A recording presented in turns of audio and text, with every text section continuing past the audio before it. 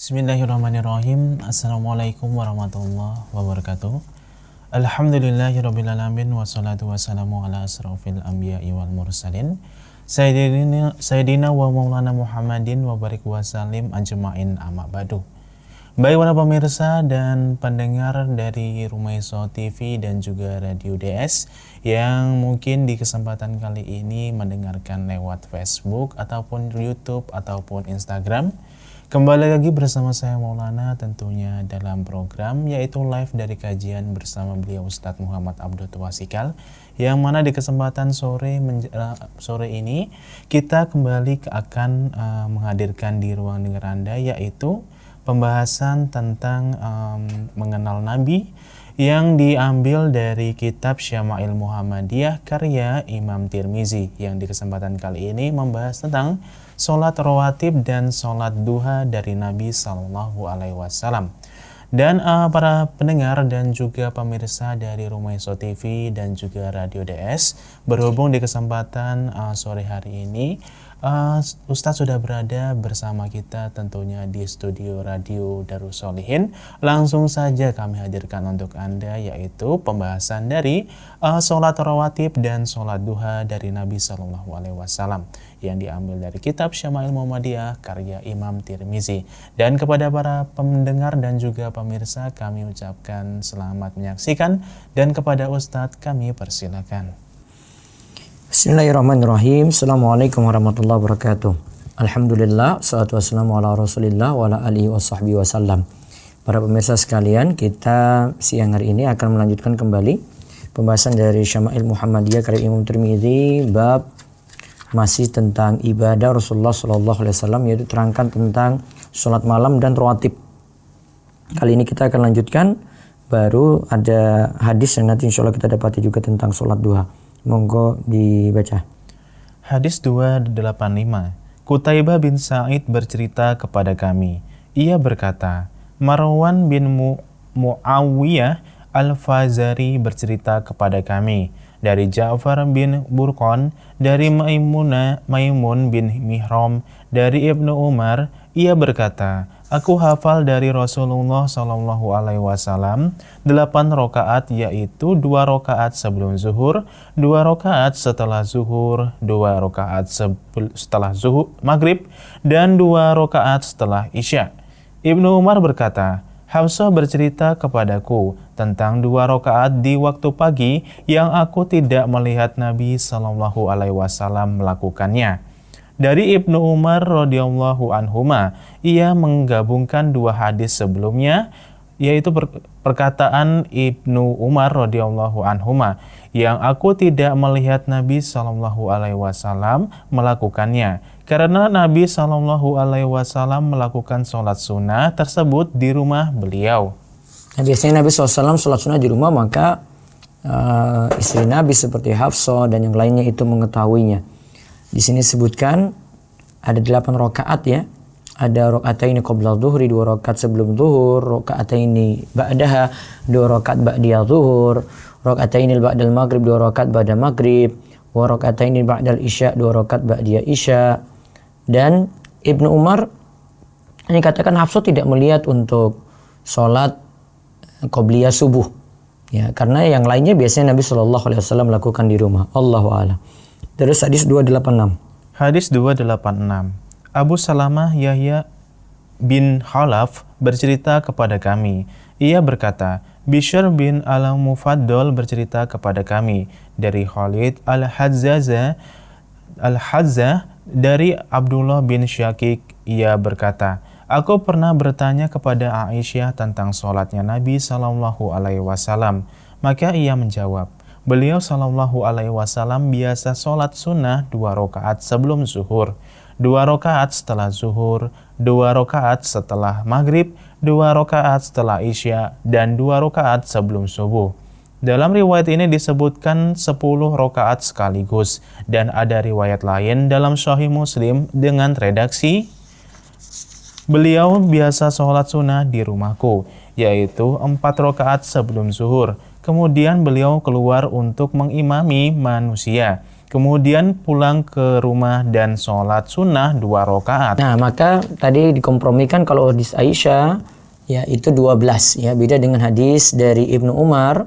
Kalau hadis dari Ibnu Umar sebutkan cuma 10.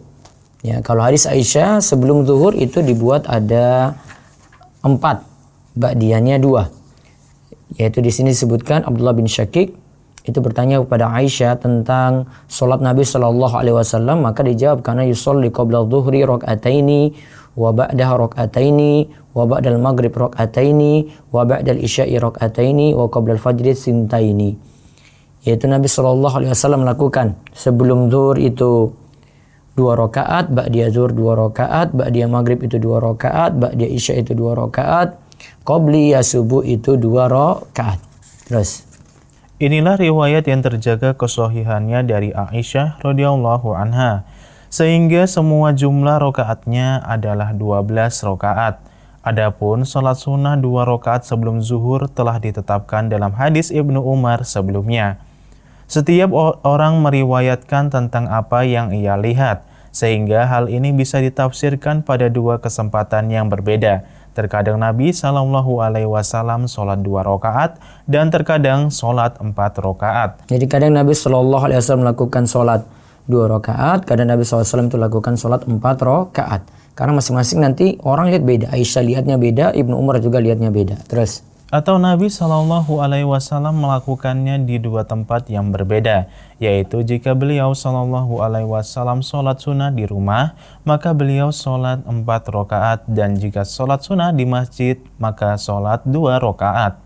Disebutkan dalam Sahih Muslim dari hadis Ummu Habibah radhiyallahu anha bahwa Nabi Shallallahu Alaihi Wasallam bersabda, tiadalah seorang hamba yang muslim sholat 12 rakaat ikhlas kepada Allah, yaitu sholat sunnah bukan sholat wajib, maka Allah akan membangunkan untuknya sebuah rumah di surga. Hadis ini sejalan dengan hadis Aisyah radhiyallahu anha yang terdapat dalam riwayat Muslim. Seharusnya seorang muslim semangat untuk melakukan sholat-sholat sunnah tersebut agar mendapatkan pahala yang besar ini. nah, lihat, ma min abdin muslimin yusalli lillahi kulla yawmin sintai asyrata raka'atan tatawwa'an ghayra faridatin illa banallahu lahu baitan fil jannah.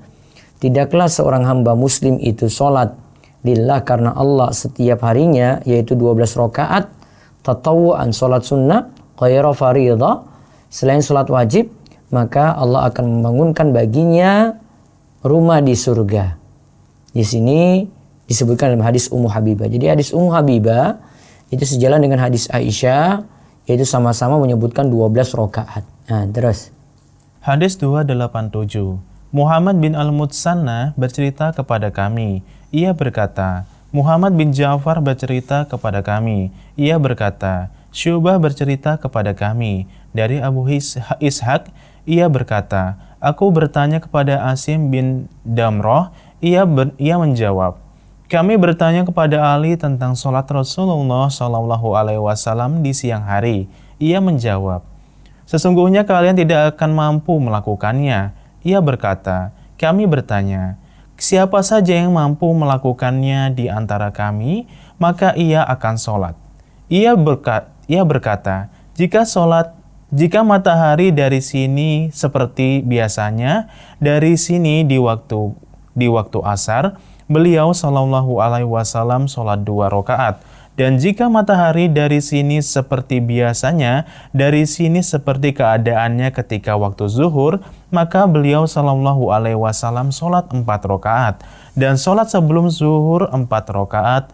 Dan sholat setelah zuhur 2 rakaat. Sebelum asar 4 rakaat. Beliau Shallallahu Alaihi Wasallam salam setiap 2 rakaat kepada para malaikat yang didekatkan, kepada para nabi dan kepada siapa saja yang mengikutinya, yaitu kaum mukminin dan muslimin.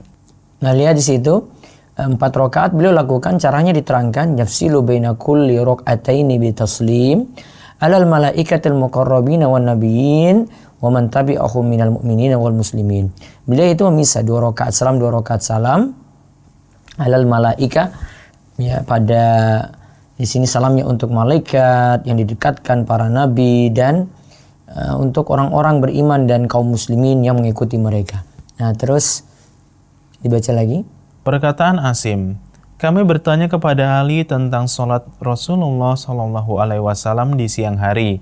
Pertanyaan semacam ini menunjukkan semangat kaum salaf, semoga Allah merahmati mereka, untuk mengetahui petunjuk Nabi SAW agar mereka bisa mengikutinya. Jadi mereka tanya untuk bisa mengikuti, jadi bukan hanya sekadar wawasan saja. Jadi ditanya supaya bisa ittiba pada Nabi SAW. Lalu Perkataan Ali, sesungguhnya kalian tidak akan mampu melakukannya. Maksudnya secara terus-menerus dengan khusyuk. Dalam sholat yang sempurna dengan terus-menerus dan memperhatikannya. ya, terus Perkataan Ali, jika matahari dari sini, ia menunjuk ke arah timur, seperti biasanya dari sini, maksudnya dari arah barat. Di waktu asar, maksudnya jika keadaan matahari ketika berada di sebelah timur seperti keadaan ketika di sebelah barat di waktu asar, yang ia maksudkan di sini adalah waktu duha. Beliau sholat 2 rakaat yaitu sholat duha. Dan jika matahari di sini seperti biasanya dari sini, maksudnya dari arah timur seperti keadaannya ketika waktu zuhur, maksudnya sebelum matahari tergelincir. zawal, namanya waktu zawal matahari tergelincir. Terus Maka beliau sholat 4 rakaat, maksudnya di sini sebagaimana yang dijelaskan oleh sebagian ulama adalah sholat orang-orang awabin atau orang-orang yang senantiasa kembali kepada Allah, yaitu dikerjakan ketika anak-anak unta yang disapih beranjak pergi karena tempatnya sudah mulai panas. Ini semua adalah sholat duha. ya, terus Dan sholat sebelum zuhur 4 rakaat, maksudnya sholat setelah azan zuhur dikumandangkan dan sebelum dikumandangkannya iqomat. Beliau sholat sunnah 4 rakaat. Ini adalah sholat rawatib sebelum zuhur dan riwayat ini selaras dengan apa yang disebutkan dalam hadis Aisyah dan Ummu Habibah sebelumnya. ya. Dan sholat setelah zuhur 2 rakaat. Maksudnya Jadi sebelum zuhur 4, ini setelah zuhur 2, ya. Maksudnya sholat sunnah setelah zuhur 2 rakaat. Sebelum asar 4 rakaat. Maksudnya beliau SAW sholat sunnah 4 rakaat sebelum asar. Sholat ini bukan sholat rawatib. Disebutkan bahwa sholat ini memiliki keutamaan yang besar, yaitu di dalam riwayat Imam Ahmad dan yang lainnya dari hadis Ibnu Umar radhiyallahu anhuma bahwa Nabi SAW bersabda, semoga Allah merahmati orang yang sholat 4 rakaat sebelum asar. Beliau Rahimallahu imra'an shalla qabla al-asri arba'an. Semoga Allah merahmati seorang yang sholat sebelum asar itu, yaitu qabla asar 4 rakaat. Terus Beliau salam setiap 2 rakaat kepada para malaikat yang didekatkan, kepada para nabi dan kepada siapa saja yang mengikutinya, yaitu kaum mukminin dan muslimin. Ini diartikan dengan apa yang beliau baca ketika tasyahud. ya, karena ketika tasyahud Nabi SAW membaca Assalamualaikum ya Nabi wa rahmatullahi wa barakatuh. Assalamualaikum wa ala ibadillahi salihin. Coba baca. Keselamatan atau salam kepadamu, wahai Nabi, serta rahmat Allah dan berkahnya. Keselamatan atau salam kepada kami dan hamba-hamba Allah yang soleh. Bacaan ini mencakup para malaikat dan orang-orang soleh di antara hamba-hamba Allah. Yang dimaksud dengan mengucapkan salam di sini adalah penutupan sholat, karena sholat itu dibuka dengan takbir dan ditutup dengan salam. Maksudnya, beliau mengucapkan salam ke sebelah kanan dan sebelah kiri. Ini adalah penafsiran yang paling jelas dan paling tepat. Hal ini ditunjukkan pada konteks kalimatnya secara zahir, yaitu perkataannya. Beliau salam setiap 2 rakaat, juga berdasarkan pada sabda Nabi SAW sebelumnya. Sholatlah malam itu 2 rakaat, 2 rakaat. Sholat malam itu Sholat malam itu 2 rakaat, 2 rakaat. Nah, jadi ini sekarang tentang 4 rakaat tadi. Karena Nabi SAW bisa 2 rakaat salam, 2 rakaat salam. Di sini disebutkan yafsilu baina kulli raka'ataini bitaslim. Beliau pisah setiap 2 rakaat itu dengan salam. Karena ini mengamalkan juga hadis Nabi SAW, sholatul laili masna masna. Sholat malam itu 2 rakaat salam, 2 rakaat salam. Dalam riwayat yang lain disebutkan wan nahar. Sholat yang di sunnah di siang hari juga 2 rakaat salam, 2 rakaat salam. Artinya yafsilu baina kulli raka'ataini bitaslim. Memisah di antara 2 rakaat tadi dengan salam. Baik, selesai bab bagaimana ibadah Nabi SAW yang jelas. Di sini kita temukan bagaimana Nabi SAW sholat malamnya dan sholat rawatibnya. Ya, Nabi SAW sholat malamnya dan sholat rawatibnya. Kali ini kita lihat bab baru 41 tentang sholat duha. Dibaca. Bab 41. Sholat duha. Sholat duha memiliki kedudukan yang agung. Sholat duha termasuk sholat-sholat sunnah yang dianjurkan dalam hadis untuk dilaksanakan dengan menyebutkan pahalanya.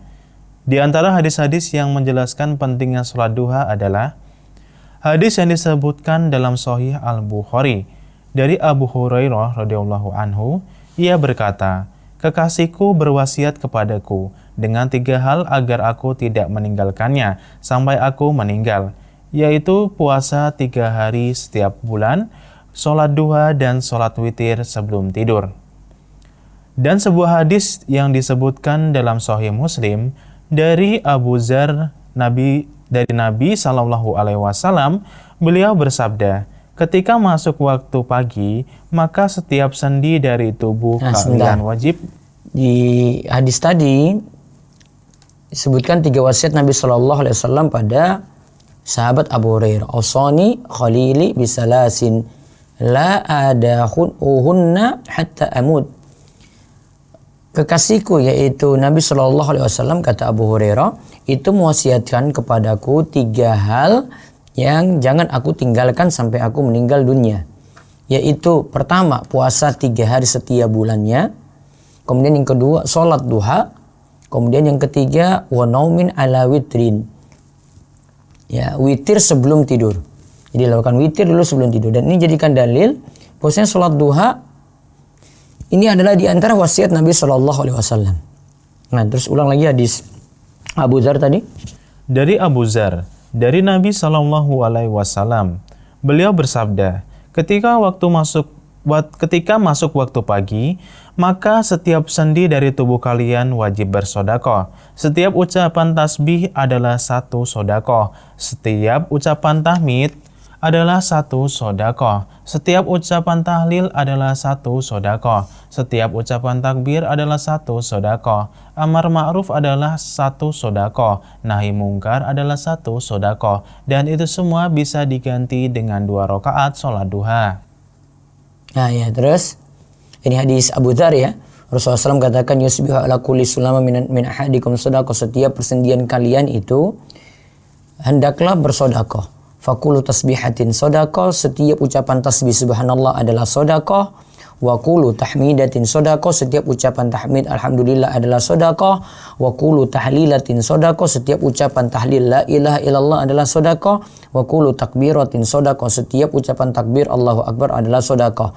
Wa amrun bil ma'rufi sedekah, merintahkan pada yang ma'ruf itu sedekah. Wa nahyun anil munkari sedekah, larang dari kemungkaran itu sedekah. Wa yujzi'u min dzalik rak'atani yarka'uhuma minad duha. Dan sedekah yang macam-macam tadi yang Nabi suluh setiap hari itu ada dengan persendian kita, bisa diwakilkan dengan sholat duha 2 rakaat. Ya, terus. Dengan demikian, 2 rakaat sholat duha sudah cukup untuk menggantikan apa yang harus dilakukan oleh setiap anggota tubuh seorang muslim setiap hari, di mana matahari masih terbit, agar setiap anggota tubuh tersebut bersedekah sesuai dengan jumlahnya. Dan makna yang terkandung dalam hadis ini bahwa sesungguhnya penyusunan tulang-tulang tubuh dan keselamatannya merupakan nikmat Allah yang paling agung kepada setiap hamba, sehingga setiap tulang harus disedekahi oleh keturunan Adam.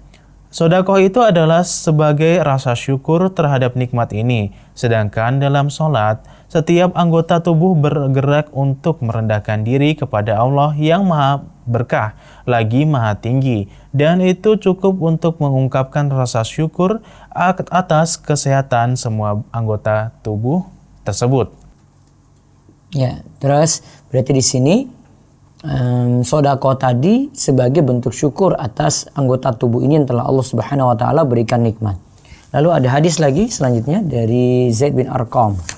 Disebutkan juga dalam Sahih Muslim dari Zaid bin Arqam bahwa Rasulullah Shallallahu Alaihi Wasallam bersabda, "Salat awwabin, yaitu orang-orang yang senantiasa kembali kepada Allah, adalah ketika anak-anak unta yang disapih beranjak dari tempatnya. Waktu tersebut adalah waktu yang paling utama untuk melaksanakan sholat duha." Itu ketika anak-anak unta itu merasakan terik matahari, berarti makin siang. Berarti makin siang berdasarkan hadis sholatul awabina hina tarmadul fisal, makin siang itu makin afdol untuk pelaksanaan sholat duha. Lalu Yaitu waktu ketika sinar matahari mulai panas, sehingga anak-anak unta yang sudah disapih, unta-unta yang masih kecil, merasakan panasnya. Meskipun waktu sholat duha itu dimulai sejak matahari terbit dengan jarak 1 tombak, yaitu kira-kira 1 jam setelah matahari terbit, dan langsung terus sampai matahari benar-benar di tengah-tengah langit. Maksudnya sebelum matahari tergelincir ke arah barat, kurang lebih 10 menit sebelumnya, ini semua adalah waktu sholat duha dan waktunya panjang. ya, waktunya itu mulai dari matahari terbit dan meninggi ya setinggi tombak waktu sholat duha ya. Yaitu setelah terbit matahari ya sekitar berubu sa'ah, yaitu sekitar 15 menit lah setelah matahari itu terbit, sampai nanti matahari di atas kepala, fikab di sama, yaitu sebelum zawal. Ya kira-kira 10 menit sebelum waktu zuhur. Wa hadza kullu waqtun laha. Dan ini semua waktu duha. Jadi waktu duha itu bukan saya sudah lakukan terus nggak bisa lagi. Bisa jam 7 lakukan, bisa siang lakukan lagi, jam 9, bisa lagi lebih siang lagi jam 11, gitu tidak ada masalah. Di sini katakan oleh Syekh Abdul Razak, wa hadza kulluhu waqtun laha. Ini semua waktu untuknya. Fa waqtuha wasi'. Maka waktu sholat duha itu begitu lapang, begitu luas. Ya, lalu Syekhul Islam Ibnu Taimiyah rahimahullah menyebutkan sejumlah hadis tentang keutamaan sholat duha. Kemudian ia berkata, semua hadis ini sahih dan juga hadis-hadis lainnya yang menunjukkan bahwa sholat duha itu baik dan disenangi. Nah, semua waktu sholat duha itu baik, hasanatun mahbubatun. Itu baik dan disenangi. Ini disebutkan dalam Majmu'ul Fatawa, juz 22 halaman 284. Nah, terus kita lihat sudah masuk. Tadi itu baru muqaddimah dari Syekh ya. Sholat duha, kedudukannya, keutamaannya, tadi menggantikan seluruh persendian. Terus yang kedua, sholat awabin itu ketika makin siang itu makin afdal. Namun Syekhul Islam Taimiyah katakan, hadis-hadis yang menjelaskan tentang waktu sholat duha menunjukkan semua waktu tadi hasanah mahbubah. Semua waktu itu tadi bagus dan disukai. Nah sekarang kita lihat hadis 288. Hadis 288. Mahmud bin Ghailan bercerita kepada kami. Ia berkata, Abu Dawud At-Toyalisi bercerita kepada kami. Ia berkata, Syu'bah bercerita kepada kami dari Yazid Ar-Rish. Ia berkata, aku mendengar Mu'azzah berkata, aku bertanya kepada Aisyah, apakah Nabi SAW pernah sholat duha? Ia menjawab, ya, beliau sholat 4 rakaat dan menambah sesuai dengan jumlah yang Allah Subhanahu wa Ta'ala kehendaki. Lihat, nah sholat duha ya ini ya. Disebutkan, aku mendengar Mu'azzah, kata Yazid Ar-Rishk, bahwa ia berkata, aku bertanya kepada Aisyah, akana Nabi SAW sholat duha, apakah Nabi SAW itu sholat duha? Maka jawab Aisyah, na'am, 4 rakaatin wa yazidu masya Allah. Beliau sholat 4 rakaat, setelah itu beliau mau nambah lagi, ya sesuai kehendak Allah. Terus lihat penjelasannya. Dalam hadis ini dijelaskan bahwa Nabi SAW biasa melaksanakan sholat duha sebanyak 4 rakaat. Dan beliau SAW menambah jumlah rakaat sesuai dengan kehendak Allah. Oleh sebab itu, apabila seorang muslim memiliki kelonggaran waktu untuk sholat duha 2 rakaat, 4 rakaat, 6 rakaat, atau 8 rakaat, maka itu tidak mengapa. Semua itu ada dasarnya dalam as-sunnah. Berarti boleh dengan 2, boleh dengan 4 rakaat sholat duha, boleh dengan 6, boleh dengan 8. Semua itu tidak masalah kata Syekh Abdul Razak. Terus Ada yang mengatakan bahwa jumlah rakaatnya paling banyak adalah 8 rakaat. Ada juga yang mengatakan paling banyak adalah 12 rakaat. Ada juga yang mengatakan paling banyak tidak ada batasnya. Karena seharusnya seseorang mengerjakan sholat sunnah yang bisa ia lakukan dalam waktu tersebut. jadi kadang itu kita lihat jumlah, tapi di sini kata Syekh Abdul Razak, pokoknya dia itu sholat sunnah terserah dia. Mana yang mudah bagi dia di waktu tersebut. Ya, kalau memang longgarnya 2, ya 2. Kalau bisa lebih dari itu 4, ya 4. Ya, dan seterusnya. Terus masih lagi hadis yang baru lagi, hadis 289.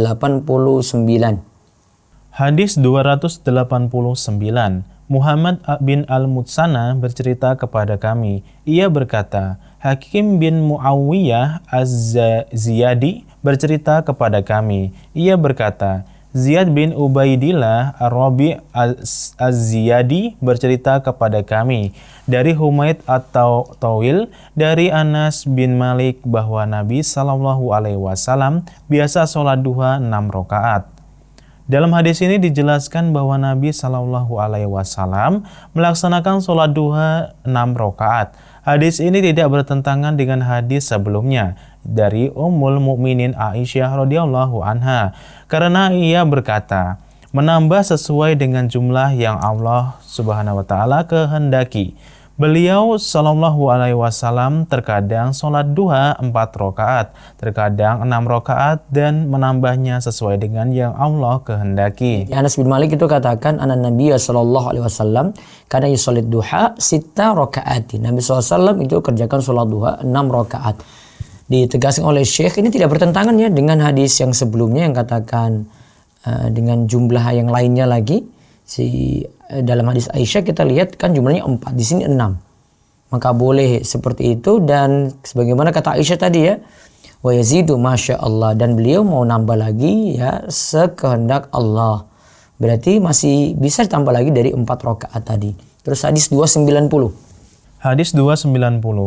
Muhammad bin Al-Mutsana bercerita kepada kami. Ia berkata, Muhammad bin Ja'far bercerita kepada kami. Ia berkata, Syu'bah bercerita kepada kami dari Amr bin Murrah, dari Abdurrahman bin Abi Layla. Ia berkata, tidak ada seorang yang memberitahuku bahwa ia pernah melihat Nabi SAW sholat duha, kecuali Ummu Hani. Nah, kecuali Ummu Hani ya. Terus sesungguhnya ia mengatakan bahwa Rasulullah SAW masuk ke dalam rumahnya Ummu Hani pada saat Fatu Mekah. Kemudian beliau mandi, kemudian beliau bersubhah 8 rakaat. Aku tidak pernah... Bersubhah itu sudah kita sebutkan sebelumnya. Subhah itu artinya sholat sunnah. Maka berarti beliau lakukan sholat sunnah 8 rakaat. Lalu, aku tidak pernah melihat beliau sholat yang lebih ringan dari sholat-sholat tersebut sama sekali. Akan tetapi beliau melakukannya dengan sempurna, ruku dan sujudnya. ya walaupun situ ringan sholatnya, tetap tidak cepat-cepat saat ruku dan sujud. Tetap ada tumakninah yang dilakukan oleh Nabi Shallallahu Alaihi Wasallam. Lalu, perkataan Ummu Hani, kemudian beliau bersubhah 8 rakaat. Maksudnya sholat 8 rakaat ini termasuk gaya bahasa, yaitu menyebut sesuatu dengan hanya menyebut bagian tertentu saja. Sholat juga disebut subhah dan terkadang juga disebut sujud. disebut kadang dengan subhah, kadang disebut sajadah, dan seterusnya. Jadi ada penyebutan dengan bagiannya. Ya. Subhah itu kan tadi kita sudah sebut, ya, karena dalam sholat sunnah kan zikirnya makin banyak. Karena jumlah rakaatnya makin banyak, maka disebut dengan subha. Ya, subha itu artinya ucapan subhanallah. Terus, jumlah rakaat ini tercakup dalam perkataan Aisyah radhiyallahu anha, menambah sesuai dengan jumlah yang Allah kehendaki. ya, terus Perkataannya, Aku tidak pernah melihat beliau sholat yang lebih ringan dari sholat-sholat tersebut sama sekali. Akan tetapi beliau melakukannya dengan sempurna, rukuk dan sujudnya. Maksudnya beliau Shallallahu Alaihi Wasallam sholat pendek-pendek, tetapi beliau rukuk dengan tumakninah dan juga sujud dengan tumakninah. Sholat yang pendek itu berbeda dengan kebiasaan beliau ketika sholat malam, yaitu sholat beliau panjang-panjang sebagaimana yang sudah dijelaskan sebelumnya. Ya, kalau sini sholat siang ya, makanya dibuat ringkas. Namun beda dikatakan pendek karena mungkin dengan perbandingan sholat malam beliau itu yang panjang-panjang, sehingga di sini disebut lebih ringkas. Baik, kita baca lagi hadis 291. Hadis 291. Ibnu Abi Umar bercerita kepada kami, ia berkata, Waki bercerita kepada kami, ia berkata, Kahmas bin Al-Hasan bercerita kepada kami, dari Abdullah bin Syaki, ia berkata, aku bertanya kepada Aisyah, apakah Nabi Shallallahu Alaihi Wasallam pernah sholat duha? Ia menjawab, tidak, kecuali ketika pulang dari perjalanan.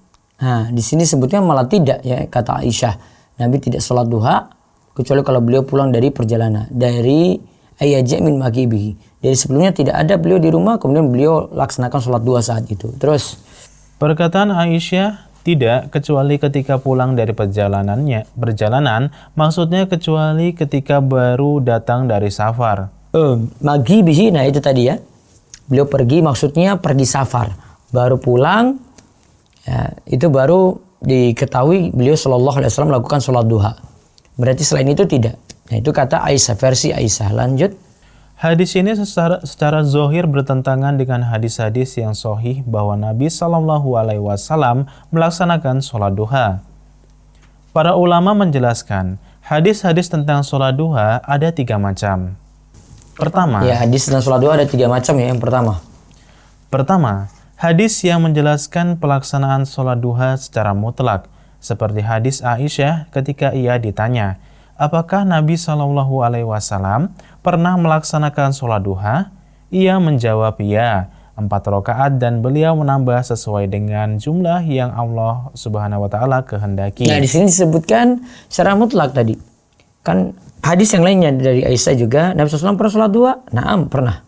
Beliau kan 4 rakaat dan beliau mau menambahnya sesuai kehendak Allah. Terus Kedua, hadis yang membatasi bahwa beliau Shallallahu Alaihi Wasallam sholat duha hanya ketika pulang dari safar, seperti perkataan Aisyah saat ditanya, apakah Nabi Shallallahu Alaihi Wasallam pernah sholat duha? Ia menjawab, tidak, kecuali ketika pulang dari perjalanan. Nah, tadi yang hadis terakhir yang kita bahas, Nabi SAW pulang dari perjalanan dulu baru lakukan sholat duha. Ya, terus. Ketiga, peniadaan secara mutlak. Seperti perkataan Aisyah, Rasulullah Shallallahu Alaihi Wasallam tidak pernah melaksanakan sholat duha sama sekali. Nah, ini butuh pemahaman dengan dalil yang lainnya lagi. Makanya ada keterangan lagi. Aisyah di sini meniadakan bahwa ia melihat pelaksanaan sholat duha dari Nabi Shallallahu Alaihi Wasallam. Akan tetapi ia tidak meniadakan adanya pensyariatan sholat duha, karena sholat duha syariatnya sudah ditetapkan sesuai dengan pengetahuannya berdasarkan riwayat, bukan karena ia melihat. Ini menunjukkan bahwa Nabi Shallallahu Alaihi Wasallam tidak melaksanakan sholat duha secara terus-menerus. Para ulama sebagian berpendapat kalau sholat duha tidak dilakukan oleh Nabi Shallallahu Alaihi Wasallam terus-menerus. Terus? Oleh sebab itu Aisyah radhiyallahu anha tidak pernah melihat beliau sallallahu alaihi wasallam melaksanakan sholat duha. Akan tetapi beliau menganjurkan Abu Hurairah untuk melaksanakan sholat duha secara terus-menerus. Ya, terus? Dengan hal ini Ibnu Taimiyah rahimahullah berkata, apakah yang lebih utama melaksanakan sholat duha secara terus-menerus sebagaimana dijelaskan dalam hadis Abu Hurairah? Apakah yang lebih utama tidak melaksanakannya secara terus-menerus sebagai bentuk meneladani Nabi Shallallahu Alaihi Wasallam? Ini adalah masalah yang diperselisihkan oleh para ulama. Dan yang lebih tepat, barang siapa yang biasa menjalankan sholat malam secara terus-menerus, maka itu sudah cukup baginya, sehingga tidak perlu melaksanakan sholat duha secara terus-menerus, sebagaimana Nabi Shallallahu Alaihi Wasallam melakukan hal tersebut. Dan barang siapa yang tidur sehingga tidak sholat malam, maka sholat duha sebagai pengganti dari sholat malam. Nah, lihat di sini Syekh Abdul Razak itu merinci. Kesimpulannya Nabi SAW tidak melakukan secara terus-menerus. Namun dalam hadis Abu Hurairah kita bisa simpulkan demikian. Namun kita dapat katakan siapa yang rajin sholat malam maka dia tidak perlu sholat duha, tidak masalah.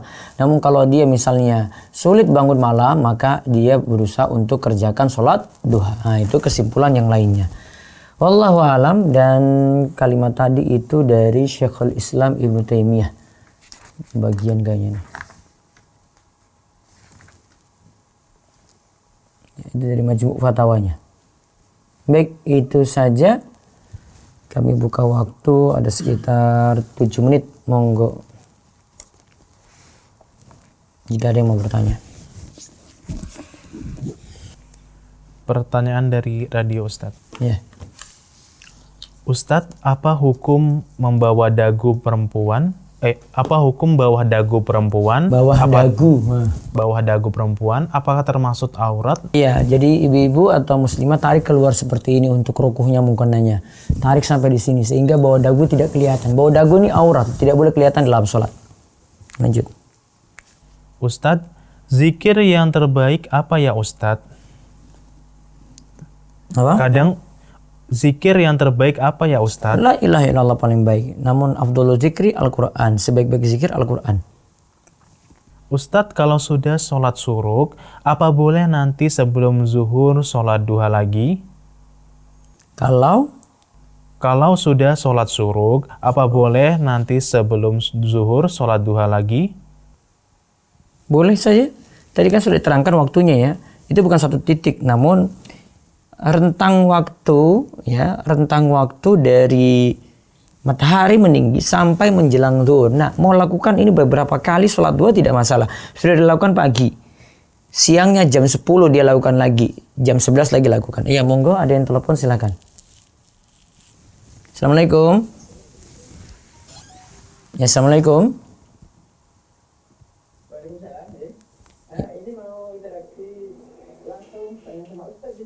Iya, saya langsung silakan. Assalamualaikum Ustaz. Waalaikumsalam. Dengan darah kami bukan termasuk zona merah dalam situasi sekarang ini. Di dalam mengerjakan sholat, saya ikut sholat isya jamaah di masjid. Sedang sholat tarawihnya, kami jamaah di rumah bersama keluarga. Terus sikap kami sikap ini saya lakukan supaya saya ingin di sisi lain saya ingin mengikuti anjuran pemerintah untuk social distancing, dan di sisi lain saya ingin mendapatkan keutamaan berjamaah di masjid, apalagi ini bulan Ramadan, dengan mengharap janji Allah dengan pahala yang dilipat gandakan. Pertanyaannya Ustaz, apakah saya ini benar dan bagaimana sebaiknya yang saya lakukan? Baik, saya balik nanya. Ini saja. Itu daerah mana? Delingo Pak, daerah Delingo, Delingo Bantul. Delingo Bantul. Gunung Kidul. Ya. Iya, sama. Ini sama jauhnya dengan di Panggang juga. Kalau di sini saya sikapnya diliburkan sama sekali. Kalau jenengan bilang itu daerah zona hijau, saya nggak tahu dalilnya dari mana zona hijau itu. Wong jenengan dekat dengan Wonosari. Wonosari ada 15 kasus. Jenengan bilang itu zona aman dari mana? Coba berpikir logis kayak. Ya, coba berpikir logis kayak begini. Coba berpikir gini ya. Masyarakat jenengan itu masih kerja atau tidak? Pergi dari wilayah itu atau tidak? Mungkin ada sebagian. Nah, mungkin itu berarti ada. Apa ada jaminan mereka nggak bawa virus ke kampung jenengan nantinya? Iya. Kalau seandainya dia OTG, orang tanpa gejala, kemudian masuk di masjid, Terus ada simbah-simbah di situ juga yang ikut sholat. Ya, dia yang ini sehat nih, nggak bawa apa-apa ini ya, dia sehat ini, tapi dia bawa virus, terus kena kepada simbah. Siapa tanggung jawab? Iya. Antum kalau jadi posisi takmir, siap tanggung jawab? Iya. Paham?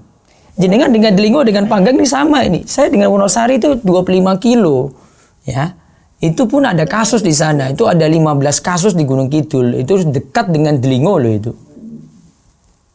Jenengan cuma Delingo, pelayan, sudah Wonosari itu. Apa gak mungkin orang ada yang pergi ke Wonosari, terus ketemu dengan itu, terus kena gitu? Atau ada yang bolak-balik Imogiri, Jogja? Kecuali kalau jenengan bilang gini, masyarakat saya Ustadz semuanya sudah lockdown, nggak ada yang keluar dari kampung, semua kami tutup semua, pokoknya nggak ada aktivitas, semuanya cuma di rumah saja. Maka kami putuskan cuma masyarakat kami yang sholat di masjid. Nah itu baru saya izinkan. Iya. Paham kan? Jelas kan? Itu masalahnya. Itu dari sisi kesehatan. Kalau tidak percaya, tanya sama ahli medis. Kayak begini. Ya biar tahu.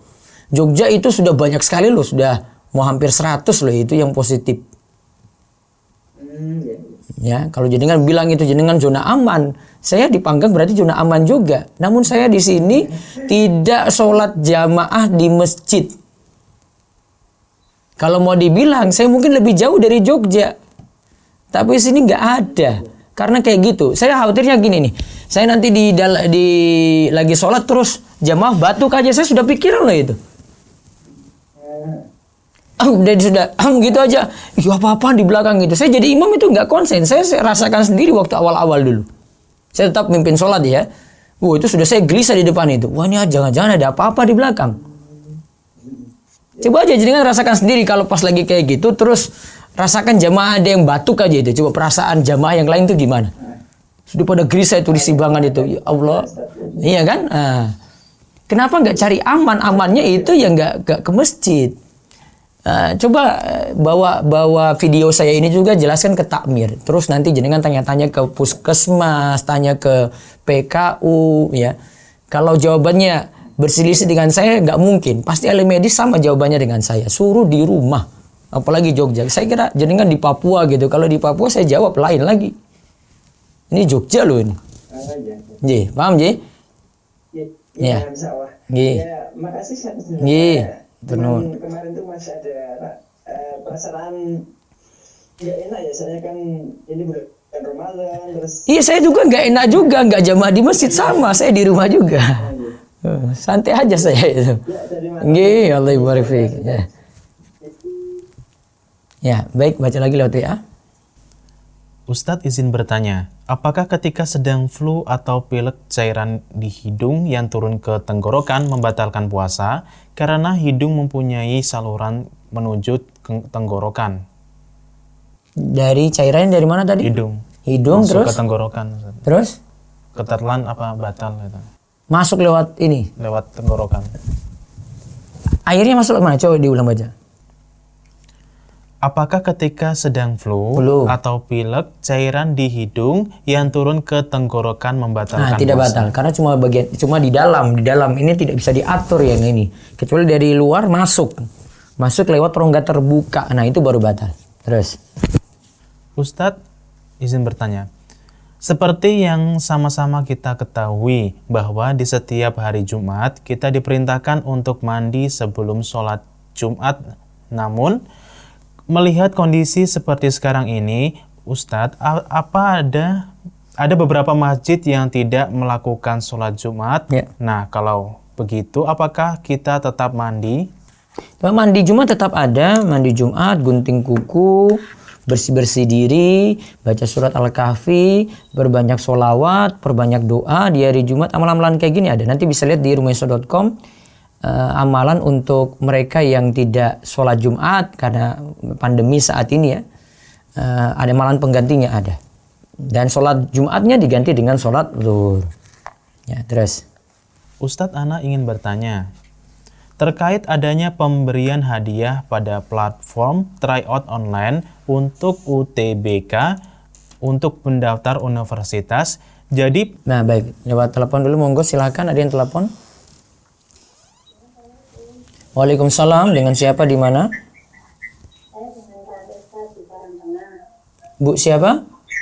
Rani di Karangtengah. Karangtengah Gunung Kidul. Iya, punya Pak Mujiono. Oh, nggih, monggo. Iya, Pripun Bu, sehat? alhamdulillah sehat Ustaz. Keluarga sehat nggih? Alhamdulillah kemarin sudah menerima bantuan dari Ustaz yang di masjid itu Ji. kurma sama telurnya sudah dibagikan keluarga. Nggih, terus Karangtengah aman-aman aja? Alhamdulillah aman Ustaz. Tapi ini tuh saya kan mau ini juga apa itu saya belum juga sih ultin itu pas minggu kemarin itu masjid saya itu kok apa ada yang sholat Jumat itu loh. Iya. Itu gimana gitu. Saya itu juga kan saya ini istrinya Pak Duko. Saya tuh ya sama ayah ini ya lah kok situasi kayak gini kok sholat Jumat gitu. Terus ya kan ini katanya nggak apa-apa kok cuma lokalan sini gitu. Tapi kan saya mikirnya kan ya masih ada warga yang kerja, ada yang betul. kan nggak tahu kok Iya, betul. mereka itu ya karir apa enggak seperti itu. Jadi kita itu gimana ya mau memberitahu itu ya jadi bingung saya itu. Bilang sama bapak, sama warga sana, Pak Ustadz di sini 1 bulan nggak pernah Jumatan, wes diganti zuhur. Nggih. Khawatirnya gini yang Tarawih itu tarawih adalah kalau yang tarawih itu tarawih enggak apa sama di masjid enggak ada yang sholat tarawih cuma di rumah masing-masing. Kalau gitu nggak apa-apa. Kemarin ada yang izin mau ke jadi setiap RT ada salah satu RT itu mau mengadakan sholat tarawih di rumah RT-nya. Tapi sama Pak Duko nggak diperbolehkan. Iya, memang nggak boleh, harus nggak boleh. Kita kan nggak tahu. Iya, pokoknya kumpul-kumpul banyak nggak boleh. Saya udah nggak membolehkan itu. Terus tapi kok kemarin kok ada yang sholat apa itu Jumatan di masjid itu apa? Iya, saran saya pokoknya ditiadakan dulu. Wonosari sudah 15 kasus. Iya. Sudah banyak, itu pun dekat Wonosari, Karangtengah dekat Wonosari, dekat. Iya, sekali. Kemarin aja ada bank itu yang sampai diisolasi 1 kantor loh itu. Cuma gara-gara yang positif ini pernah masuk di situ, isolasi total. Kantornya tutup, belas nggak ada kerjaan sama sekali. Apa mau terulang lagi kayak begitu gitu. Ibu juga dekat Gari, di Gari juga ada yang positif. Iya, dekat ini. Iya. Mungkin orang keyelan. Wes di rumah wae nang omah kowe. Saya juga gitu sama ibu-ibunya itu. Iya. Tapi ya pas kemarin itu malah anak muda yang ini. Jadi kan dengan Gari itu nggak ada perbatasan loh, Bu. Semangatnya itu malah seperti menggebu-gebu itu. Jadi kasih tahu juga. Kita pokoknya sebisa mungkin di rumah saja. Iya, pokoknya di rumah saja. Apa-apa di rumah pokoknya. Mau tarweh maupun Jumatan, sementara ganti dulu Jumatannya kali zuhur. Terus yang sholat tarweh di rumah aja. Nggak usah kumpul di RT juga. Pokoknya kumpul-kumpul orang banyak nggak boleh. Rawan. Iya, paham Ji? Ya, ini kan ada rekamannya. Iya. Nanti tunjukkan ke suami rekaman ini di YouTube ya. Nanti ditunjukkan ini Pak Ustadz bilang seperti ini. Sama kalau ada warga yang nanya lagi ya, sampaikan saja. Saya bilang kayak begini nih. Saya 1 bulan nggak pernah buka masjid loh ini, cuma azan. Ya, gitu ya. Ya, salam untuk jamaah Karangtengah dan yang lainnya. Mudah-mudahan pandemi ini cepat selesai, semua bisa ngaji lagi setelah ini insya Allah. Ya, baik itu saja. Mungkin kami cukupkan karena sudah azan asar. Dan Allah memberikan kita keberkahan, kebaikan, dan kita dimudahkan untuk dalam segala macam urusan. Kita tutup dengan doa kafaratul majlis. Subhanakallahumma bihamdika asyhadu an la ilaha illa anta astaghfiruka wa atubu ilaik. Assalamualaikum warahmatullahi wabarakatuh. Waalaikumsalam warahmatullahi wabarakatuh. Baik para pemirsa dan pendengar dari Rumaiso TV dan juga Radio DS, itu tadi telah disampaikan kepada para pemirsa dan juga pendengar dari Radio DS dan juga Rumaiso TV, yaitu pembahasan dari sholat rawatib dan sholat duha dari Nabi Shallallahu Alaihi Wasallam yang diambil dari kitab Syama'il Muhammadiyah karya Imam Tirmizi. Semoga para pemirsa dan juga pendengar dapat mengambil manfaat dari pembahasan yang telah disampaikan oleh beliau Ustadz Muhammad Abdul Twasikal tadi. Dan sampai jumpa lagi di program dari live dari kajian bersama beliau Ustadz Muhammad Abdul Twasikal yang akan datang. Dan kita tutup perjumpaan pada kesempatan kali ini dengan membaca doa kafaratul majelis. Subhanakallahumma wa bihamdika asyhadu an la ilaha illa anta astaghfiruka wa atubu ilaik. Wassalamualaikum warahmatullahi wabarakatuh.